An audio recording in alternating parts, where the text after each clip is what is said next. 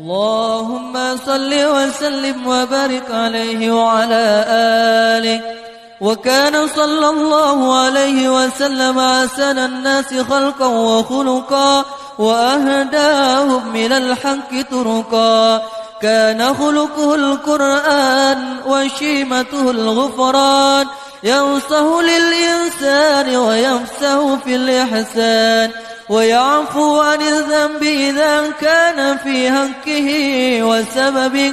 وإذا ضيع حق الله لم يقم أحد لغضبه.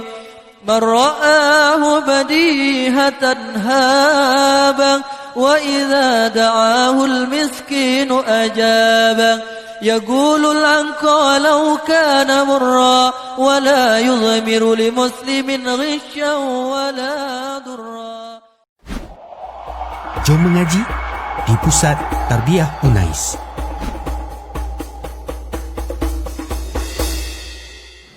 Kita nak tahu benda tu betul-betul tak barang Nabi. Contoh macam saya dah bawa jemaah pergi Turki kan. Di Istanbul kan, Museum Tok Kafir kan antara barang yang paling original.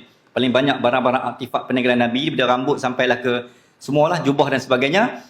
Dia ada 3 benda yang kita nak sahkan. Benda tu betul tak barang Nabi yang diwarisi. Yang pertama, sanad. Sanad ni yang pemegang. Dia mesti tak terputus. Yang tu ada kajian lah. Dan kajian tu dibuktikan. Orang nak buat pameran tu, dia mesti dapat tu sanad tu. Sijil tu. Yang kedua, sijil. Sijil ni daripada Arab Saudi dan daripada Madinah, daripada Istanbul. Yang ketiga, ujian DNA. Dalam barang yang saya tengok tu, ada satu jubah Nabi. Ini cerita ni yang saya rasa dengar tu, ya Allah, sallallahu alaihi Muhammad. Jubah Nabi yang diberikan kepada pewaris yang pegang jubah Nabi tu, dia berasal daripada Libya. Duduk di Mekah waktu tu, pada zaman Nabi. Jadi ringkaskan cerita, ini kisah yang saya dapat lah daripada pemegang lesen untuk pegang barang-barang Nabi tu. Dan dia orang Terengganu, dia berkhidmat di galeri Diraja Sultan Brunei. Dalam dunia ni ada beberapa raja yang pegang lesen barang-barang Nabi. Contohnya Sultan Brunei antaranya. Barang-barang Nabi, kiswah yang ada dalam Kaabah tu banyak ada di Brunei. Jadi dia kerja dekat kerajaan Brunei lah. Jadi saya ambil info tu daripada dia. Saya jumpa sendiri. Profesor tu orang kita, orang Terengganu. Ringkaskan cerita, dia yang pegang lesen tu, bawa kat sini. Maklumat yang saya dapat, ada satu jubah Nabi.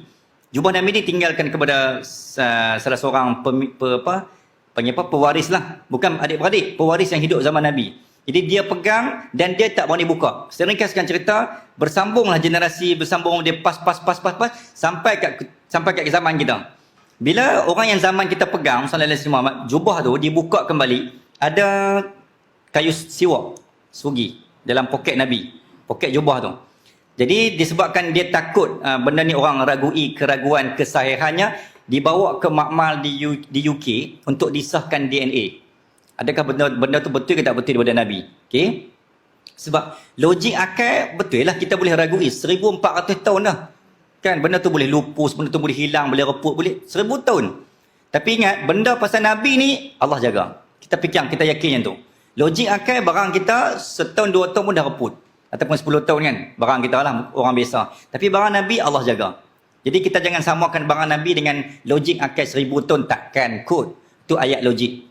Okay? Tapi ini Nabi. Allah ihtiram. Allah memuliakan. Jadi balik cerita tadi. Masuk dalam makmal UK. Mereka kaji. Sebenarnya bila kita pakai. Ni kan melekat di badan kan.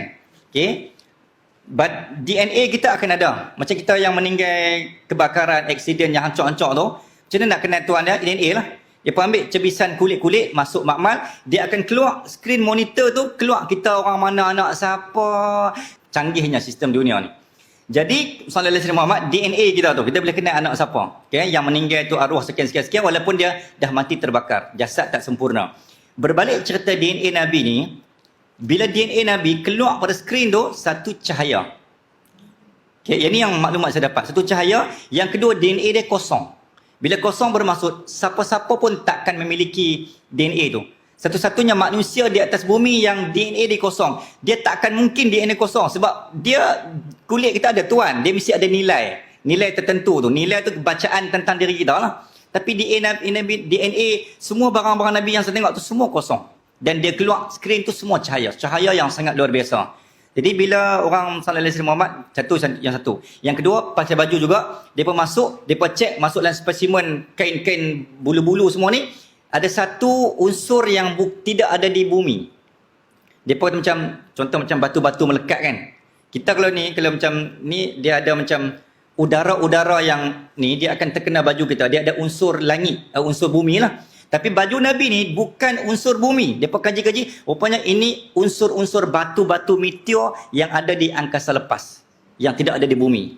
Jadi untuk mengesahkan bahawa rupanya baju itu baju yang dipakai Nabi dalam peristiwa Isra wal Mi'raj. Nabi turun ke bumi, Nabi buka, Nabi serahkan kepada pemilik tadi.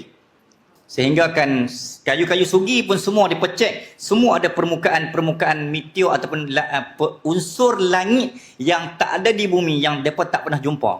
Ni semua yang pengkaji ni, yang mengkaji frontliner, pengkaji ni semua dah masuk Islam dekat United Kingdom. Nampak tak? Nabi dah wafat, tapi orang masuk Islam kerana dia dah ramai dah. Kita hari ni nak cari manusia macam ni memang tak ada lah. Kita masuk Islam selagi hidup kan. Tuan-tuan boleh ikut kuliah saya waktu hidup. Waktu meninggal tak ada lah nak ikut. Tapi Nabi dah meninggal, orang duk follow lagi. Itu antara mukjizat Rasulullah sallallahu alaihi wasallam. Okey, itu antara, sebab tu saya kata benda macam ni, tuan-tuan jangan rasa rugi nak dengar cerita pasal Nabi, nak pergi tengok barang-barang Nabi walaupun jauh. Tuan-tuan akan rasa esok-esok ni disebabkan kita pi itulah Nabi kenal syafaat, isfaq tasyafa'. Nabi boleh bagi syafaat kepada orang yang bagi salam, selawat kat junjungan besar Nabi Muhammad sallallahu alaihi wasallam. Kita caring sesuatu tentang Nabi, Nabi akan caring tentang kita. Kita yakin, pegang yang tu.